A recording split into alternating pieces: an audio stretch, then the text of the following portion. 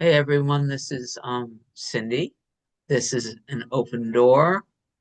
Um and it is July 4th. And I'm smiling because we talked yesterday about whether or not anybody would be free to come to our meeting and the room is filling up. So it's really good to see you all. This is the hour we're now calling Sharing the Word, and we're currently focused on Resurrection, the channeled text that's channeled by the through Paul Selig, and it's facilitated by Amy and Sandra. But we officially begin at 10:15. Right now, we're on page 11, 21. We're on Hmm. page XXI, still in the intro, right? But in any case, I do have an 8-minute clip that we're going to begin with. And so we'll watch the clip and then we'll hand it over to our hosts, unless anybody wants to say anything else before we begin. Just make sure I'm on the right page.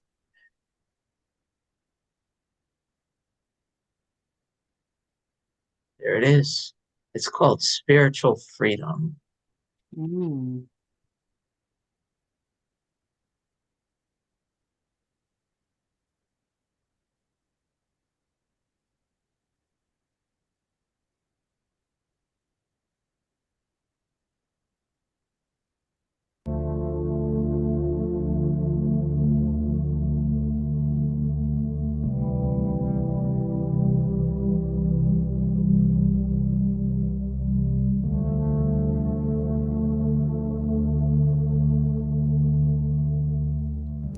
The trajectory of humanity in the coming years will not be what you think. It will not be a straight line, one great step forward. It will be a series of steps, some forward, some backward, some in a dance that is joyful, some in a dance that heralds war. You may expect things to be different than you would expect prior. You may expect things to be altered in ways you would not agree to.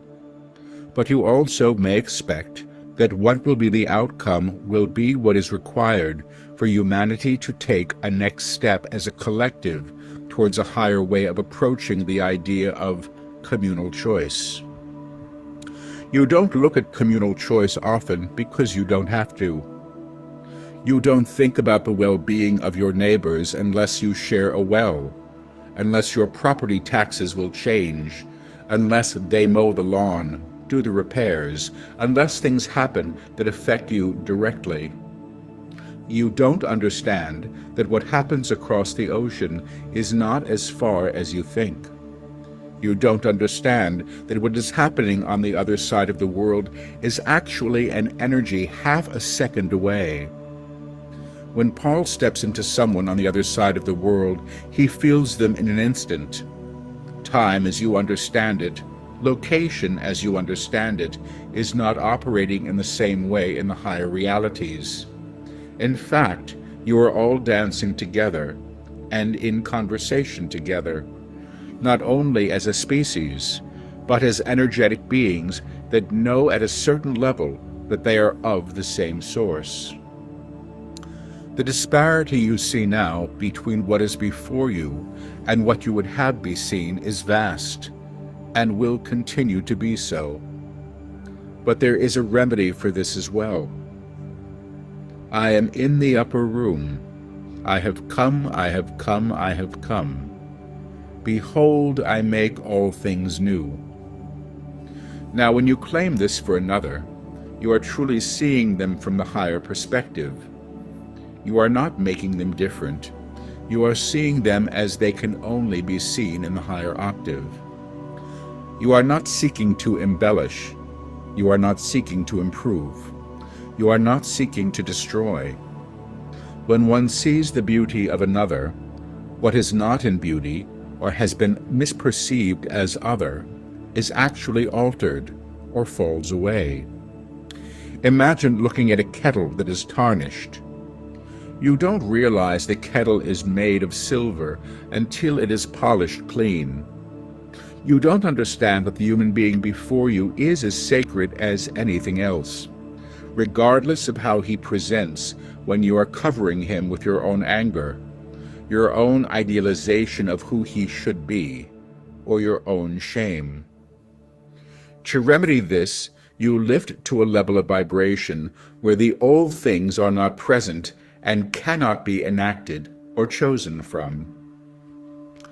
Understand this. The menu from the upper room does not contain certain things. Hatred would be one, shame would be another, and fear, finally, which holds the other two within it, is not present either. But because you have known fear so well, because it's enacted in your system so readily, you understand yourselves in reactive ways. Oh, look, there's an alligator, somebody says. Everybody runs from the water to the banks of the swamp. Oh, look, there's a plane coming. It doesn't look like a good one. You all run for cover. You understand yourselves actually through a history of shared trauma. The human structure has been so informed through separation that the basis of so many of its choices are to confirm that you don't even see it. You understand the idea of freedom primarily in terms of the choices you have. You understand freedom as a physical manifestation and not as a spiritual one. But physical freedom, we have to say, finally, is the residual affect of spiritual freedom. And one who is truly spiritually free cannot be contained and will not be contained because she cannot confirm it in her energetic field. In other words, you come to a level of tone where the vibration you echo from actually dispels the creations that have been cemented through fear. It's really quite radical, quite wonderful, and really quite extraordinary to experience. Imagine you are walking down the street, bright light that you are, confirming your true freedom at a level of spirit. And the invocation of the freedom that you hold actually claims everything that you encounter in like vibrational accord. Imagine walking down the street at a pitch, a musical pitch, where the glass windows shatter as you pass them. What is actually shattering here is being lifted, is being reknown or revoked in order to be held in a higher plateau than it has been prior. You will not understand the effect of this until it is done through you. Then you will not be able to refute it.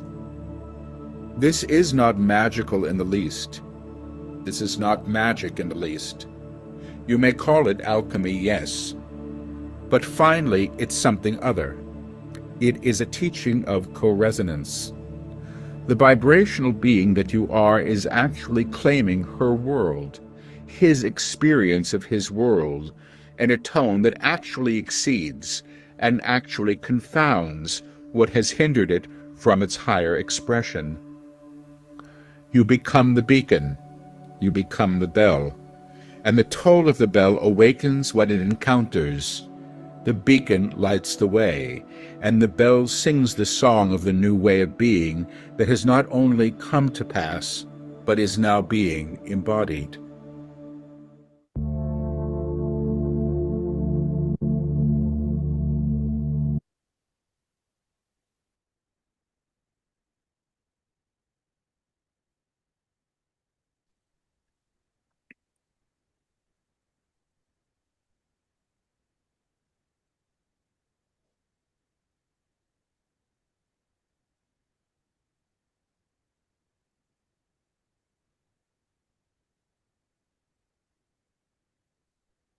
Well, good morning, everybody. Amy, do you want me to start? Yeah, I think that's what we agreed to. Okay. It's so nice to be here with you. And I feel like that clip that Cindy just shared with us, it felt so beautiful to me. I felt like we could talk about that for a while. But the one thing that really came through for me was this idea of how we see things, the radical change in vision that we have when we accept the truth of who we are and of whom all humanity is, and that we see it differently. We take off the tarnish and we see the silver beneath, was the metaphor used. And it reminded me of our discussion yesterday. For those of you who were with us, we were talking about forgiveness in the Course in Miracles, and how the word forgiveness means something different in the Course than the way we usually use the word forgiveness. And for me, when I fully understood that concept, and it took a while, I wasn't going around trying to forgive anymore. I was simply being aware that what I was seeing on the surface wasn't the truth of being in the person.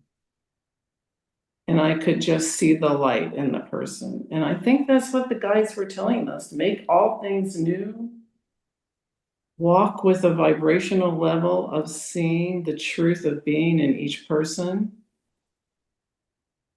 I've used this example before, but I feel an urge to share it again. When I saw my grandchildren fighting, and all I could see was, and spontaneously what came out from me is, that's not who you are. That's not who you are. It wasn't forgiving their actions. It was denying their actions as the truth. It was not the truth.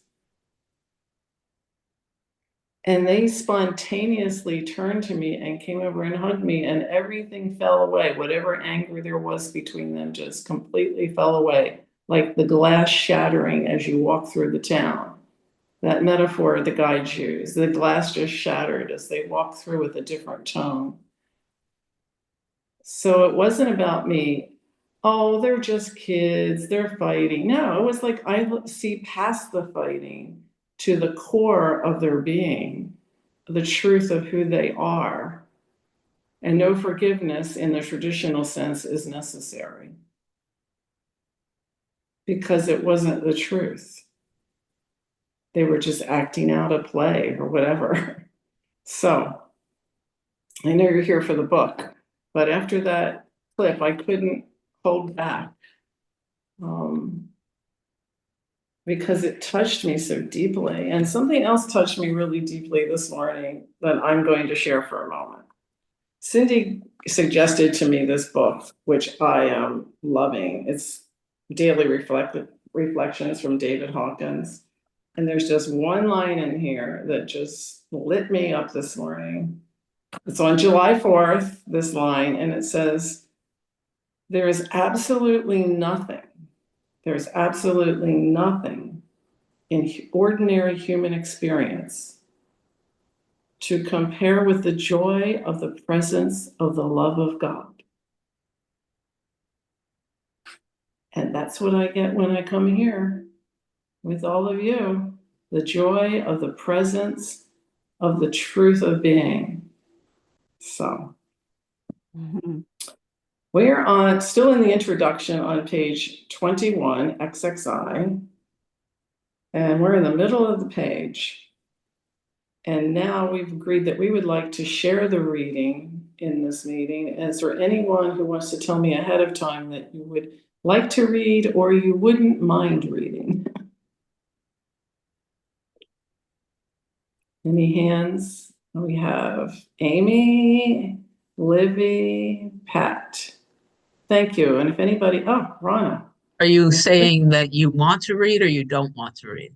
They want to read. Oh, great. Yay, we have a lot of people. So I think Amy raised her hand first. So let's start with Amy. We're starting in the middle of the page with the line, now how this happens is a long process. What page? What page? XXI. It's in the chat. And we're still in the introductory pages. XXI is 21 in Roman numerals. in the middle of the page. Now, how this happens is a long process. As the guides were telling us in that clip. Are you ready, Amy? Now, how this happens is a long process. We use the word long in an illustrative way, not to tell you what the time frame is, because you can move beyond time in an escalated field. But the act of manifestation, the causal field in its new totality, reclaiming a manifest world, is a process that is now begun and has different aspects to it. The primary aspect that you are witnessing now is the collapse of structure, and this will continue for some time because the new seeks to be born where the old has held sway. Now, because you seek to protect the old, it is what you have known, it is what you believe must be so, your attention is actually moved towards preservation when it must be moved to reconciliation. The focus, the prospect of reconciliation is different than you might think. To reconcile anything, any system or structure, any human being, any escapade or incident to the divine is an act of re-knowing and re-seeing. We have taught these things prior. We will continue to teach them because they are imperative to understand. At this moment in time, you are busy trying to hold the walls up, to keep the ceiling in place, but the ceiling may fall and open you to the sky, to the infinite, that which has always been present, but exists beyond those four walls. Your systems of governance, your systems of politics and religion and medicine will all be re-seen in the coming years and to high effect. And again, high means vibrationally high, not your idea of morality or right or wrong. What a 4th of July reading that is.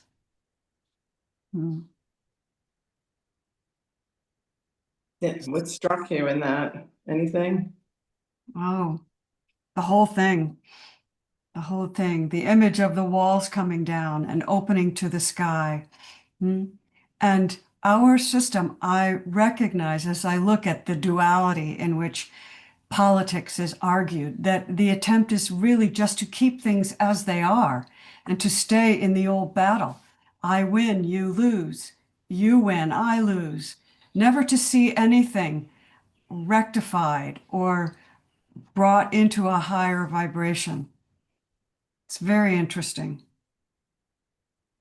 I really like that line on the first page. Your attention is actually moved towards preservation when it must be moved to reconciliation. Like, the Democrats want to make it the way it was before, whereas the way it was before wasn't all that perfect. And the Republicans want it the way before that in the 1950s. I mean, everything towards reconciliation, and not just in politics. Yeah. Cindy. So, my experience of this reading, I'll say right off the bat, is being informed by the newest channeling, which is up in the library. We'll start listening to get it on Monday, called Releasing Attachments. And this morning they said that everything you're seeing, like the fact that you're waking up in the morning and expecting the grass to be green, so it's green, is coming from your expectation of slash holding on to world as you expect it to be based on your collective agreements. And that was extraordinarily, like it's shattering something inside that needs to be shattered. For me, it wasn't so much about the walls coming down. It was the guides pointing to how desperately you're trying to keep them up. And over and over again, I'm watching that inner back and forth between, claiming the new and wanting the new as long as it looks this way. You know, I expect to wake up this morning, and because my hip has been bothering me, like, I can see every time I get out of this chair, I see this internal need to brace because there's an expectation that the leg is gonna be a little wobbly until I start walking around. That comes from this holding the walls up. And so that's like, I keep going back to that, reminding myself that just because, you know, my mind tells me this is what is, doesn't mean anything other than I'm holding on to the past. So that's what I got. And there's a line of hope too, that the ceiling may fall, but open you to the sky, to the infinite. And to In me, this that, morning's channeling, the guides literally said the sky's only there because you expect it to be there too. So it's a little like, I just want to introduce the teaching, reintroduce it, that it is the monad that's in charge, not the small self. And so we're not supposed to be walking around trying to undo our seeing, right? I worked with someone last night who is literally having things undone, and he is rudderless and does not know where to turn. He's stopped eating dairy because he literally sees milk as a product of violence. And he's right. He's right. And it's unmoored him. He's paralyzed. He doesn't know what to do. So I encourage us as we read this, not to just throw caution to the wind, but to recognize that all of our thoughts come from source, and they are not our own individual thoughts. And so this is moving as it should be moving. It's opening, and we serve ourselves by not holding on too tightly to the old. But we do need to stay sane. And we will. so I have a question. Is the monad the common agreement that they talk about? Because I'm not sure about that. The monad is what is called the Christ mind. It is a collective. It's a high collective called the Christ mind. Okay. And yeah. Or the Christ consciousness. That's partly why, yeah. That's partly why I wanted to read the inner logic of the understanding the grand design. The monad is a collective, but it's not a collective that humans understand. Cindy has more, I'm sure. I've come to see the monad as the higher self. It's another word for the higher self for me. It's who we are when we let go of our attachment to being a separate self. And so they've stated that the word monad, or the risen Christ, the higher self, they all point to the same level. It's that level of consciousness that is in all of us and can support us and is guiding us. It is us when we know who we are. It's not the common field. The common field is a vibratory tone that was created by the human collective consciousness that still contains fear. That's their, and these are all just definitions anyway, but when they say the common field, it's a tone that still can hold, that still holds fear. And the upper room is just another tone. It's all in the same place, right? But the common field is a tone or a vibration that still houses fear. The upper room is just a different vibration that is of a level that fear cannot survive. It gets reclaimed as something higher than fear. In the upper room, that tone also represents for the guides the vibratory tone that we have the potential to align to while still maintaining form. Thank you. That's perfect. It leads right into the next sentence on the next paragraph. Libby, I think you're up next. Alrighty. Hi, Libby. Hey, everybody. Really glad to be here with y'all this morning. All right. When something comes in at a new tone and a new frequency, it will always disrupt the old. Many of you wonder why on your spiritual paths you face calamity or great change or a disturbance in the idea of self that you have perpetuated throughout a lifetime. This is the effect of the high tone, your own true nature, your inherent divine self, reclaiming what it encounters that has been hewn or claimed in a lower tone or energetic field. There's never once been a passage for humanity of this degree, and the ones you have faced prior have come through challenge as well. What you see before you today is in fact a beginning of great change, but required change, needed change, because you have been operating in fear for so very long that you mandate fear in everything you would create now.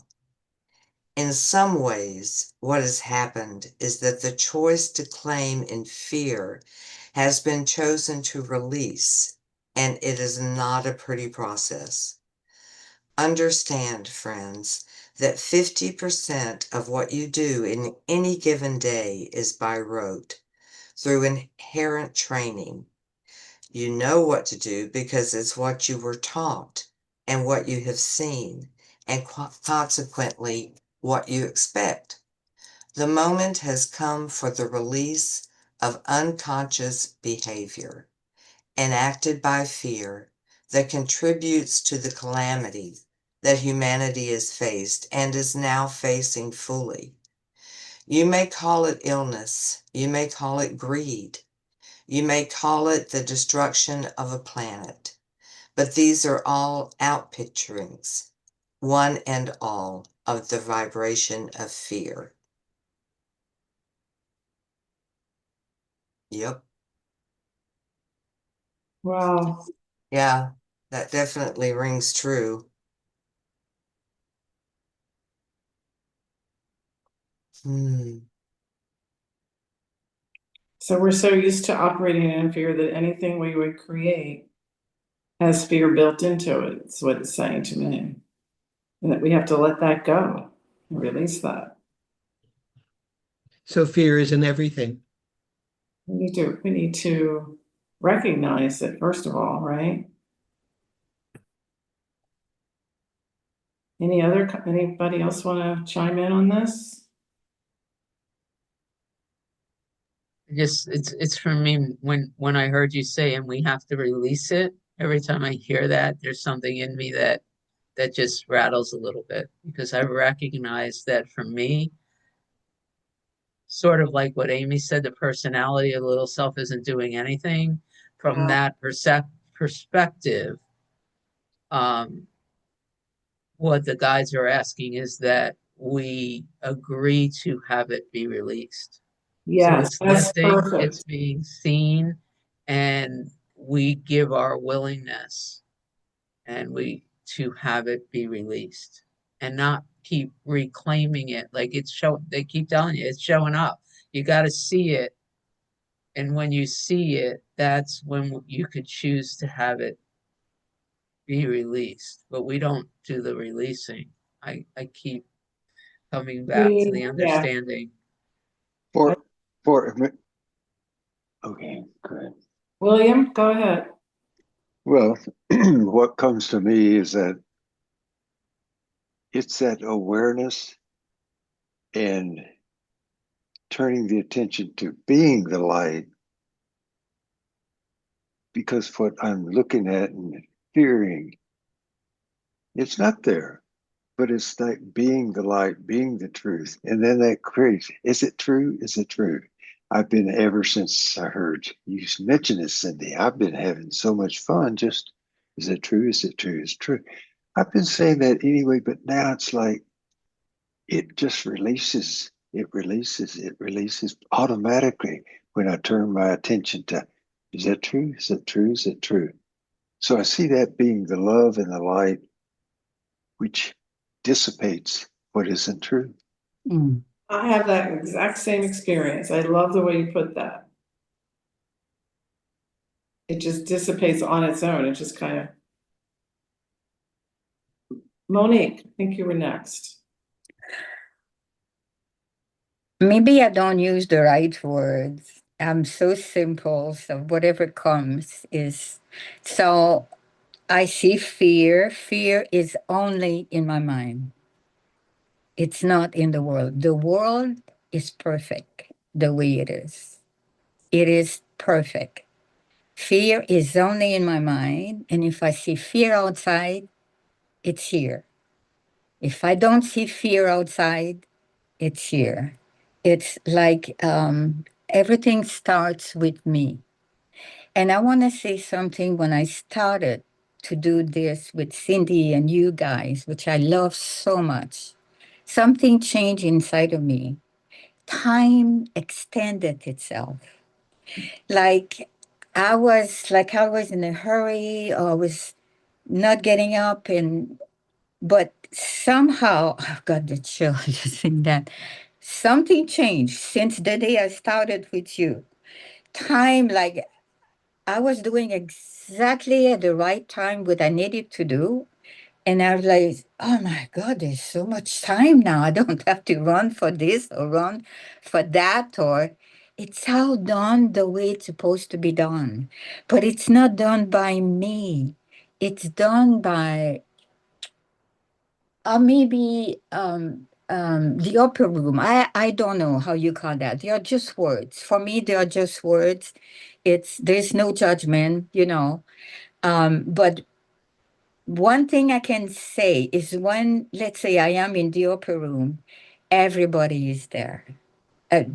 Everybody, the government, or whatever, the whole world, another world, everybody is there with me. That's how I see. And how I know that I'm not at the right place is what I see, being aware of what I see. And then I have, like William said and Cindy said, I have to be aware, okay, something is wrong. It's in me. What do I do with it?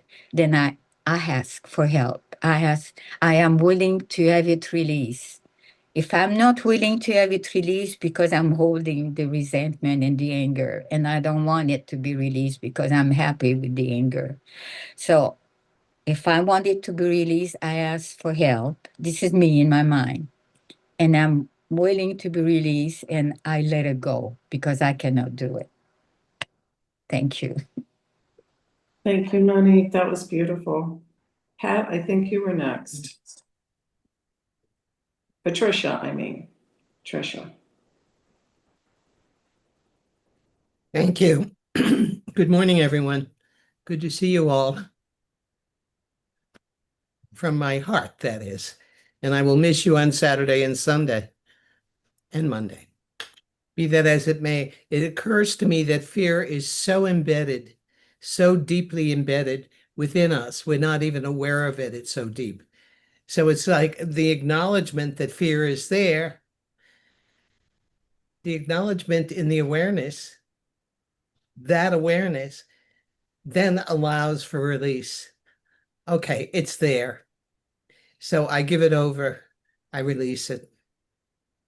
And I can viscerally feel it in my body.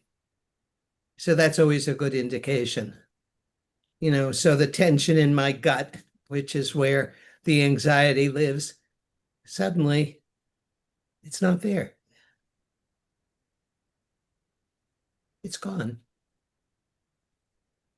Thank you. Yes, how lovely. Amy, my co-pilot. Oh, good morning, everyone. Happy 4th. Whatever that means. Yes, fear is so deeply embedded in us because the egoic energy, tone, vibration is created out of fear.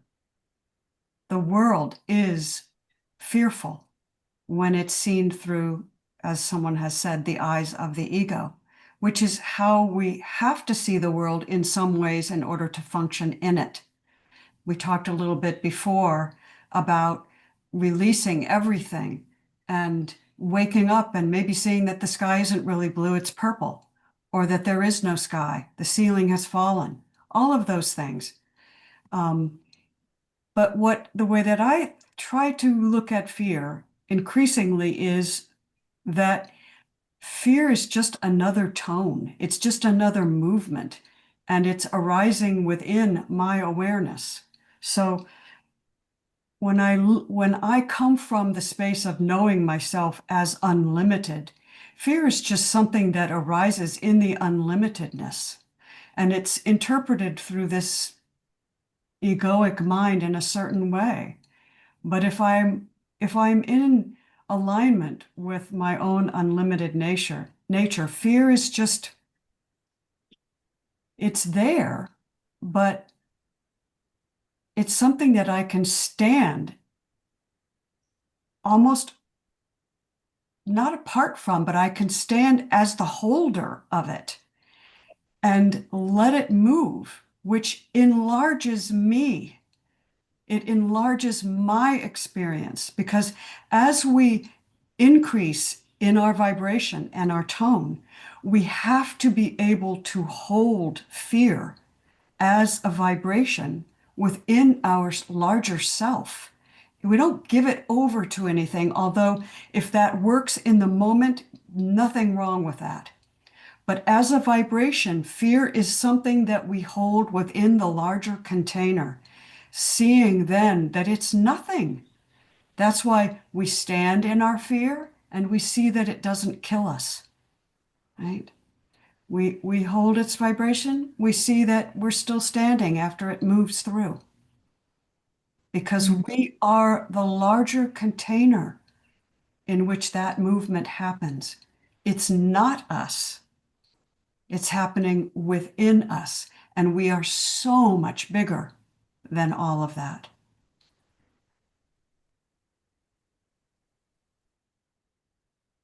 Are you saying, don't unmute yet, don't mute yet. Are you saying that fear kind of loses its sting, loses its scariness in that wider?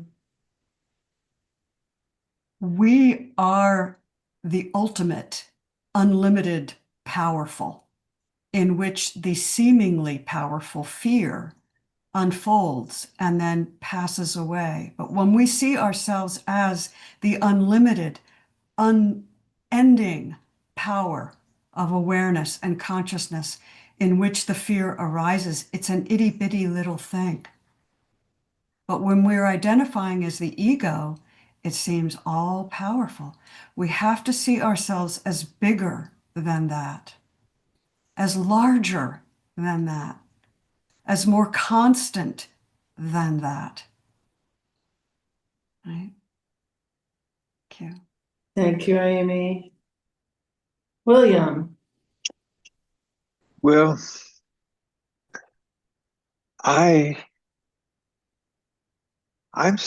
just tired of messing around with that label fear. it doesn't even exist. I've made it into it. I've talked about it. I think about it. I've lived it so far. And I just really want to be aware of this spaciousness. When I'm in this silence, the fear does not even exist. There's nothing I need to do about it, for it, with it. Now, I don't always live in my spaciousness of awareness, but it's there. I know it. It's just aware, being aware. It's like being reminded that's who I am. That's who I am. When I'm who I am, there's no fear. It's just a label that I've lived with that all my life, messing around with that label. So I just feel the freedom when I even look away and just see the light. I heard the phrase, the metaphor, the lighthouse doesn't go all over the island trying to shine light. It just says, here's the light. Come on and come on. I'm here. I'm here. And so that's kind of what I'm saying. Be the light. I think of Richard, be the love, be the light, be the light. When I'm there. And that one, that resonates me here. Simple, silence, presence. Thank you, Rick. Thank you, William. Patricia. Thank you. Thank you all the shares. God, I learned so much. I just had this image of when I'm knowing that fear lives unconsciously. I'm not aware of it all the time. And Joel Goldsmith, last night we were listening to it, used the word grace. And I've just been playing with that. I just love the word because it feels soft and gentle and embracing. So the image that came to mind was taking all the fear, all the unconscious fear, and just embracing it and watching it dissipate, and then doing it with all of you, all your fears, and just embracing it and just watching it dissolve. So it felt good. Amy. Just really quickly, I want to read this. This is from chapter 5, the Holy Spirit. The ego will not be destroyed because it is part of your thought. But because it is uncreative and therefore unsharing, it will be reinterpreted entirely to release you from fear. The part of your thought which you have given to the ego will merely return to the kingdom where your whole mind belongs. The ego is a form of arrest, but arrest is merely delay. You can delay the completion of the kingdom, but you cannot introduce the concept of assault into it.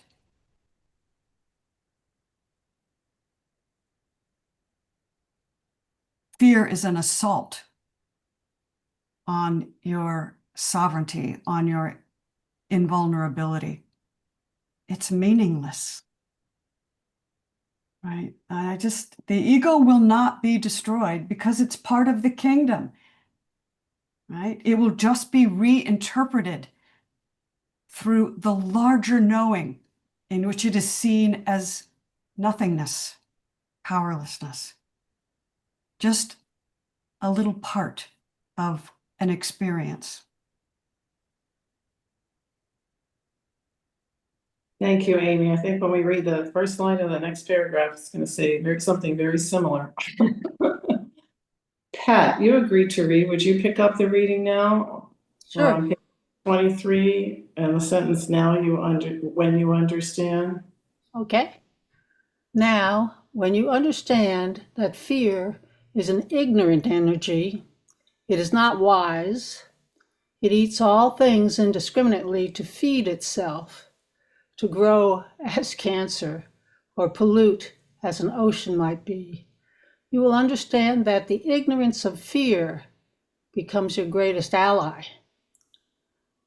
You have empowered a foolish thing. You have agreed to a foolish thing. You have aligned to it, put it in your pockets, dined out with it, fed it to your children, voted for it or against it, prayed to or for it, and made choices because of it. You have done this unknowingly because it is the world you acclaimed in. To understand what we teach is not to ignore fear. It is present, yes, but the choice to enact it, which is to contribute to its being, must be understood as the cause of your pain, individually and collectively.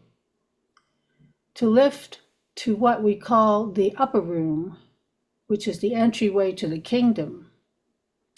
It is of the kingdom, but because the tone of the vibrational field of the upper room is also in a scale of high and low, you may see it as the first note played that you may be experienced at this place, from this place, in the upper room. You do not abide in fear because fear does not exist here. And what you lift by nature of presence and being to the upper room is made new or resurrected by the nature of your presence and being.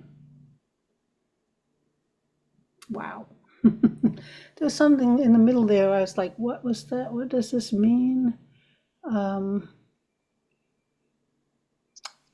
right. To lift to what we call the upper room, which is the entryway to the kingdom. It is of the kingdom, but because the tone of the vibrational field of the upper room is also in a scale of high and low, you may see it as the first note played that may be experienced at this place, from this place, in the upper room. I'm a little confused by all of that. Up to there, I was like, yes, I totally need to hear this right now. Yeah. And so if somebody would like to. I'll let somebody else explain that sentence, but I want to point out that one thing that really struck me as you were reading. Fed it to your children. Mm-hmm. That went right into my heart. Mm-hmm. I realized in that moment how it had been fed to me and how I fed it to my children. Mm-hmm. And to some degree, I have to honestly say, I think I might still be doing that, even unconsciously. So I'm going to be contemplating that one. Now that sentence is complicated, especially the part about high and low. Can you explain that to us, Cindy?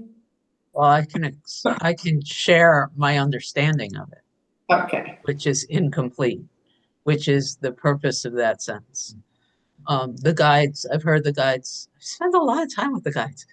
They have pushed against this belief that the upper room is a room, like a form, like a place, like let's go to the bedroom.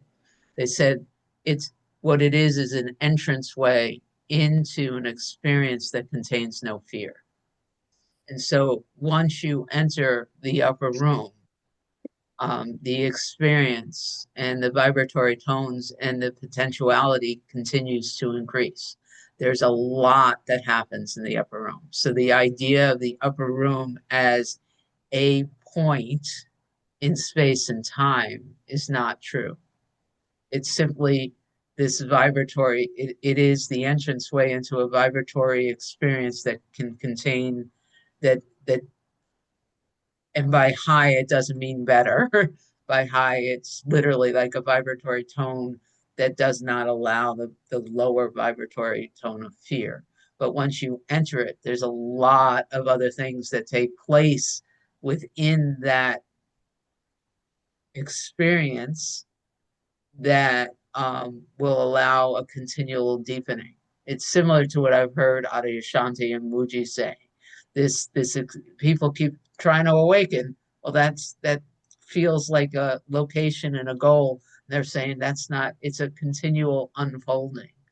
And so the upper room is simply a name for this vibratory experience that can contain no fear and still allows for an experience within form, but within, no fear, and can still contain form. There are, it's like the God's house has many rooms. There's a lot of experiences within that. So that's my understanding, if that makes sense. It feels to me as though that I raise that, the vibrational level is risen, but it also drops and rises. It feels like it's not static to me. Well, they state that where we are right now, we can always choose to go back into we could always choose to leave the upper room, right? So if we leave the upper room, it means we can choose to believe in fear again. Okay. If That's in the my- upper room, there's a lot of vibratory stuff, and even once all fear drops, it's still a wave. It's just a wave outside of our current level of understanding, because the small self in our experience still has so much fear in it. But Okay. what they're promising is a continuation of an experience with ups and downs and music and whatever. So Well, once I've had a taste of that vibrational level, I'm hooked. I want more. I don't know. Okay, it's hard watching all the hands. I think Monique was next. Or maybe, I don't, does somebody know who? Amy was next. If you go Amy. actually to participants up on the top, if you could do that on the iPad, I don't know. It gives you the order of the hands, but Okay, Amy that was would be next. nice. That would be nice. Okay, Amy, please. Go ahead, Monique. I've spoken a lot, but Monique, go first. Thank you, Amy. Thank you, Cindy, for the explanation.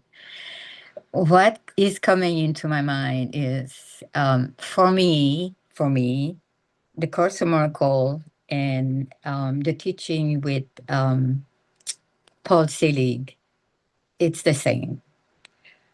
What I hear from A Course in Miracles is the separation never happened. It could not have had happened. It's impossible, because God could not have created something different than what he is. So, and the reason why I say that is I always saw God when I was young.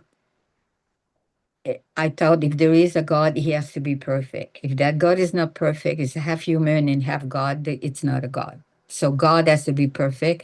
So I always stay with that in my mind. And maybe that's why when I read the Course in Miracles, when it came to me, it was very easy to hear it. Yeah, this is God talking.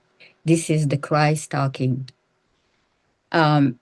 This teaching is for, not for God. God doesn't need it. The higher self doesn't need it. The Holy Spirit doesn't need it, but uses for me. I'm the one who needs it. I'm the only one that needs it. This is a fact for me. If I change my mind, if I let it change, I cannot change my mind by the grace of God. If I let it change, everything will change. For me, that's the only way I can help the world or anybody. I think that's it, because I forgot. Well, yeah. If the Course in Miracles or would say, well, this world is not real. What are you doing here? That brings fear. That brings, well, what about me? What am I doing here? Because it feels so real. So they bring us slowly to an understanding that this world is not real. It's according to what I see. It's according to, and there is the collective thought, there is my thought. It's all come together, but I'm still the only one responsible. That's the way I see it. And then I can be like William said, in a prison moment, when I decide to do that, when I'm letting it go and the prison moment comes, there is nothing else. That's how there's no world, there's nothing else. So anyway, thank you for letting me talk. Thank Thank you. I you. love you so much. Thank you. We love you too. Thank you so much for sharing that. Amy, I'm sorry to be talking so much, but I'm not really. I'm not sorry. Ah, we can almost look at this, I think. I think this paragraph, which Pat read so well, is giving us a clue here. And it's found in it, it says, we do not teach you to ignore fear. It is present. Yes, it is present, but it must be understood as the cause of your pain because you're taking it as a real thing, right? Right? You're taking it individually and collectively as something to be passed on as almost as a protection. But when we lift to the upper room, and this gives us a clue about what the upper room is, the upper room says, yes, fear is there. It is contained. The vibration is there, right? But because the scale of the upper room is both high and low, right? It can be experienced from this place, but you don't abide in it, right? You don't abide in it. So you see it, it's there, the tone, the vibration of fear, it's there. It's almost as though 6 dimensions contains 5, and it contains 4, and it contains 3. 3 dimensions contains fear, but when you move into the 4th and 5th and 6th dimensions, which vibrate at a higher frequency or a different tone, it doesn't mean that you don't have 2 dimensions within those 6. They're still there. But now you have a whole other 5 dimensions that you're moving from. Do you see what I'm saying? Does that make yes, sense? I do. And the one line that really captures that too is like, you have empowered a foolish thing. You don't have to empower it. See it for what it is from that other vibrational field. Exactly. Okay, Rana, you're up next. We're at the bottom of page 23, the last paragraph, if you're there. I am here. Can you hear me? I can. All Yeah. right. So we're at now when you understand? It's now when humanity does. Okay. Thank you. Now, when humanity does this at a collective level, the entire energetic field of the reality you have known yourself in is altered. It is escalated. We are showing Paul the image of a screen and many channels that can play upon the screen. You can watch any station you wish. The primary station that you are all watching, because you are in coherence with it, is a low vibrational tone, with moments of beauty, times of glory, but the presence of pestilence and pain and poverty and hunger are so present that at any moment of smelling the roses is pretending that you are not in coherence with what expresses in fear or in low tone. That would be turning your back upon your starving brother or sister to enjoy the lovely sunset. By all means, enjoy it.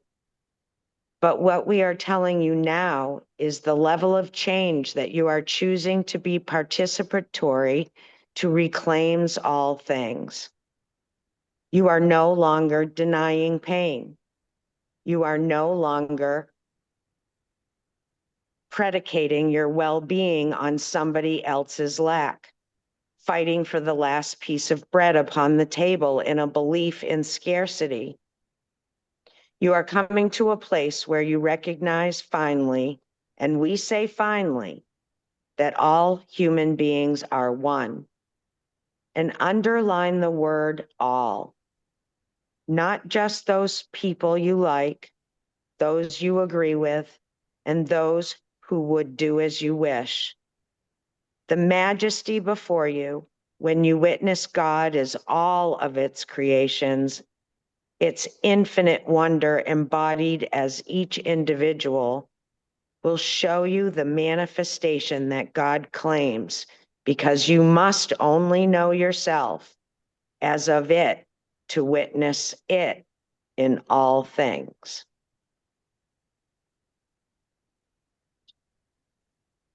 Thank you. That was just a beautiful I mean, they're all beautiful. Anybody have any comments on this one?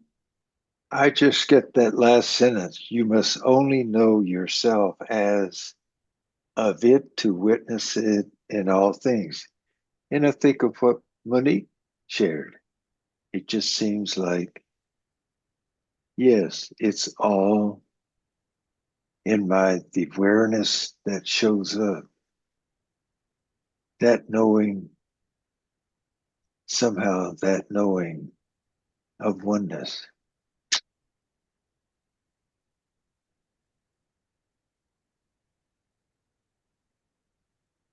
Anyone else? Rana, Hello, everyone. hi. So very much enjoy being here. You can watch any station you wish. That's a pretty big freedom. It really points to the fact that I am not limited to anything I think I see. And really what's coming up for me through this whole discussion is that fear, perception. And I can ask, like Amy said, for something to help me, bridge me to that change in perception. I can visualize an upper room, even though what has been shared, it's not an actual room. It's a being. And I don't even want to say the word state at this point, right? Because that's what wants to flow through intellect is that, oh, it's a state of being. And I don't even want to say that. But, I think it's about integrating all of it. And Amy's pointing, thank you so much, my friend, I heard you so clearly. It's a container. Like, don't take it so seriously. Fear, like there's no difference between this moment of seeming fear and a moment of joy. They're just moments that are arising. It's duality that wants me to say, but joy's better. That's the state I desire. Who desires that? What's wrong with right now? Because right now is pretty delicious.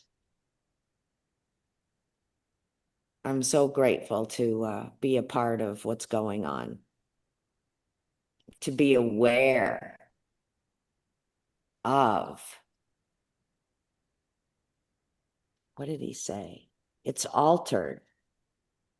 The field of reality you have known yourself in is altered. It is escalated.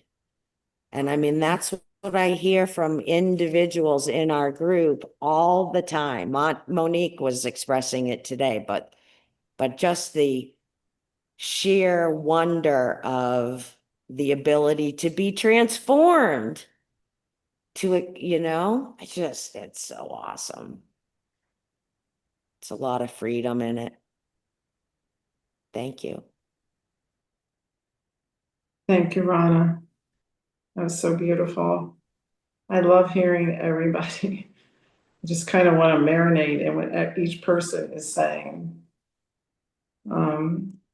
I also, that line, you can watch any station you wish, jumped out at me too. I have it underlined and starred, and I remember, I don't know when this happened. So much of it flows together in my mind, but thinking it's like tuning into a different radio station. It's like turning the dial and you can tune in, and I agree, it's not a state of being, it's just a whole different, like a whole different awareness of what's actually is.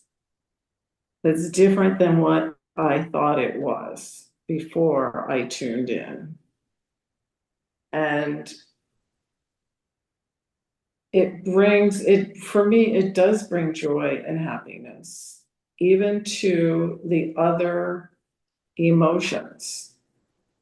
They're no longer different ends of a continuum. They're all together. That's how it works for me. We might actually finish the introduction today. Cindy, you're next up. And we're on the last I paragraph. just noticed that Patricia's hand went like this, so Oh. I'm acknowledging that, because if I didn't, she would know I'm off my. Oh, Cindy, you're so observant. Thank you. Yes, I have a couple of things to say. It's like moment to moment in this time zone. In this moment, I'm scared. I come back to the now. And then the next thing comes, and maybe fear, it may be joy, it might be a good memory. Oh, and back to the now, and back to the moment, back to awareness. It's the continuum. I think that's the growth, which is the practice. That's all. Thank you. Now, Cindy, you're going to have to show me how to use that section where you can see raised hands, because I don't see it. We'll talk about that later. Yeah, I might have to try to come into this meeting on an iPad so I could figure out what you're seeing. Okay. So the last paragraph. Okay. We stand with you now, about to take you on this journey. You may think of us as tour guides, but we are something more than that. I'm slowing down because I'm getting chills, I'm having a visceral experience. We stand with you now, about to take you on this journey. You may think of us as tour guides, but we are something more than that. We are not only your teachers, we are your benefactors. And what we offer you is your true inheritance.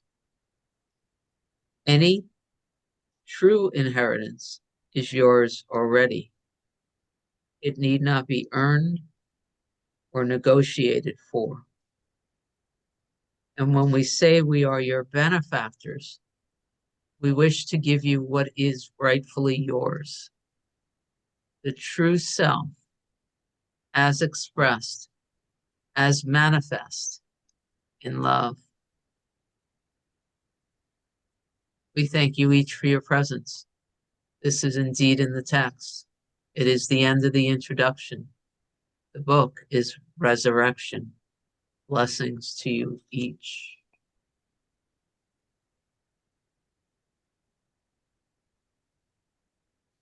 I don't want to say triggered right now. I was activated. There was an activation that took place when I was listening to Monique share, and I don't know if she had a place to be at 11 or. I wish I'm inspired to speak of it now with this. The guides, I've heard them or I've received from them over and over and over again. We when people ask them, when they're asked who are you, they say we are who you are when you know who you are. And I read that I received that in what we just read. Monique was talking about, I don't even remember her words exactly, but what I felt and heard within her share somehow is, I'm not God, or God is the only thing that's real, and I'm currently hanging out in this fear-based world, but that's okay. I could just know that God is real. And I felt the duality in that statement. And earlier in this week, I spoke about it, and I don't know which meetings, and then Sandra and I talked about it afterwards. I saw the same thing in me, this similar type of thing. And the way it manifested here was the statement that I am very comfortable saying, I am love, I am light, I am God. But I recognized that within that statement, I was rejecting Cindy. Like, I am God, and Cindy's a temporary experience. And so when she's struggling, I don't have to focus on that. And I've been, up until this week, been really adamant about this idea of I'm not going to suffer as a Cindy separate from God anymore, right? I know I'm not that. I know that God is the only thing that's real. And so whatever's going on with Cindy, I could just hang out here as spirit and not worry about it. There's a real known now sense in separation between those two things. And I can't stop not seeing it now, which is cool. And then the universe gave me Helen Hamilton's contemplation technique. So I've literally been spending a lot more than she's suggesting time every day with this statement. Is it really true that Cindy is separate from source? Is it really true that Cindy is something other than source? And then the third part of the statement, is it true that I am not safe being Cindy? And Helen's teaching that you just ask the questions and you allow the answers to come. So since I started this on July 1st, I'm asking those questions and I feel chills and contraction. Sometimes there's this huge body ache. Sometimes there's peace. Sometimes something gets really loud and she's teaching, or sometimes there's a lot of thought. It's all the same. She literally says asking those questions opens up this door and all this sense of being a separate self just starts revealing itself, but you don't attach to it because it's all the same. I intend for Cindy and whatever else I am in this body to have the experience of what the guides are saying when they say we are who you are, when you know who you are. And I recognize that all this sense of rejecting Cindy as something outside of the now is in the way of that. So it all got activated here when Monique was sharing. I can't not see that anymore. You know, the duality in saying, yeah, you know, sometimes I get really scared, but that's okay because I know God is real, if that makes sense. So anyway. Yes, that brings tears to my eyes, actually.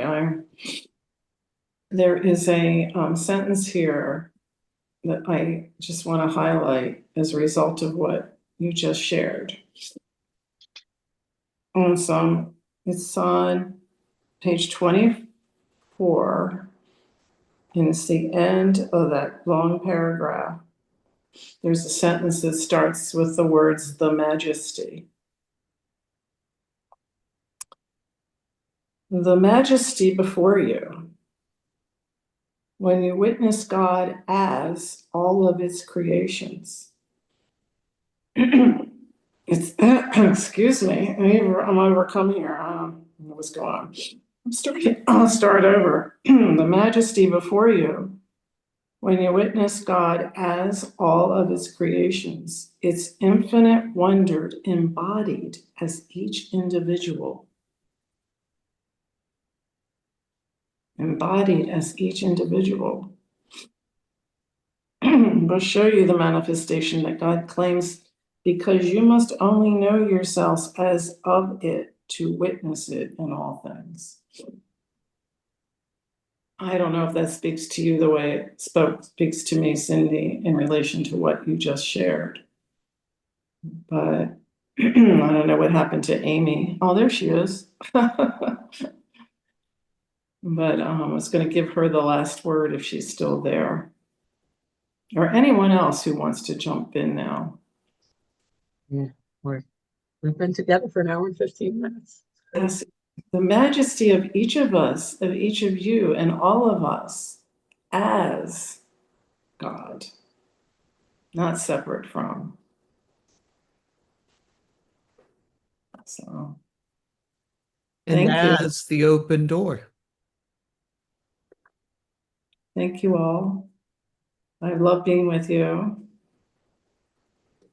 And I'm Love getting, us. I'm getting a little bit used to doing this leading thing. Not really liking it that much. But I'm hanging in there. All right, let me stop the recording. Oh, I thought it was stopped when I said